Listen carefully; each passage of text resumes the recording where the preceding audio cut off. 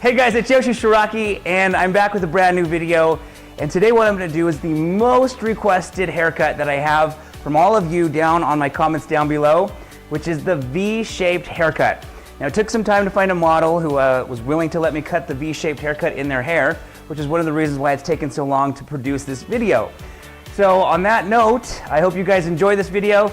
It is the V-shaped haircut, the one that you guys are all asking for. So without further ado, let's get started. Okay, so let's talk about how we're going to attack this particular haircut, the game plan that we are going to implement in cutting the V-shaped outline haircut. Typically the V-shaped haircut, the top of the V will typically start around the top of the shoulders. Now, it doesn't have to start there, it could start above, it could surely start below.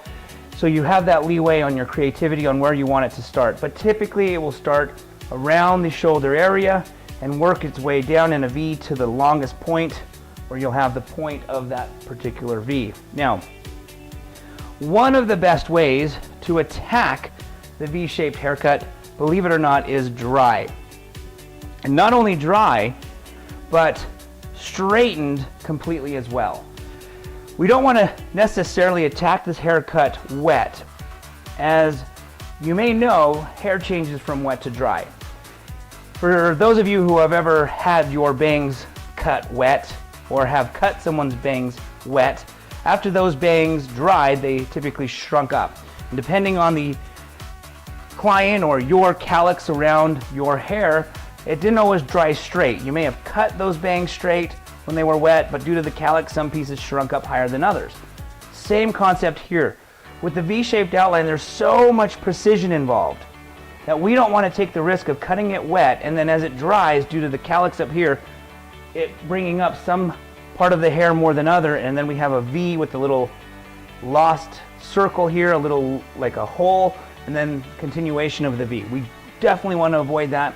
So what we're going to do is we're actually going to shampoo, blow dry, flat iron, get it perfectly straight, and then attack the haircut from there. So on that note, let me go get my client washed and blow dried, and then we will start up the haircut. So we've got this nice smooth blow dried texture as well as a nice smooth surface to be able to work with. So the very first thing that you're going to notice is I took a center section dividing the haircut from left to right. So we're going to do a nice center section down the back, and then I took two sections across right here. So the middle is about right here. Now, one thing that we have to imagine is we're going V-shaped, and we're going from here all the way up to the shoulder area.